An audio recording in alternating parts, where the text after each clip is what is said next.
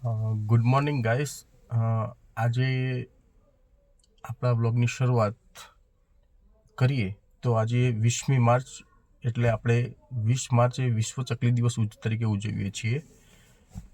20મી March વિશ્વ ચકલી દિવસ તરીકે ઉજવવાનો હેતુ એ છે કે આજે જે આપણે ચકલીની જે સંખ્યા જોઈ રહ્યા છે તે દિવસે દિવસે ઘટતી જાય છે.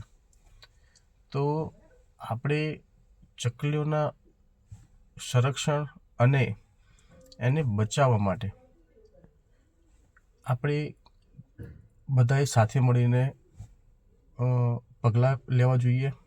બીજું કે આપણે આજે દિન પ્રતિદિન ચકલીઓની સંખ્યામાં ઘટાડો થતો જોઈ રહ્યા છીએ.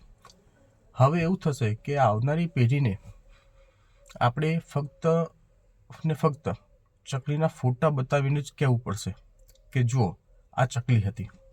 તો એવું ન બને અને બધા સાથે મળીને ચકલીઓને એક સાચવી રાખીએ, જાળવી રાખીએ કે જેથી કરીને આપણી પેઢી જોઈ શકે. ચલો બાય.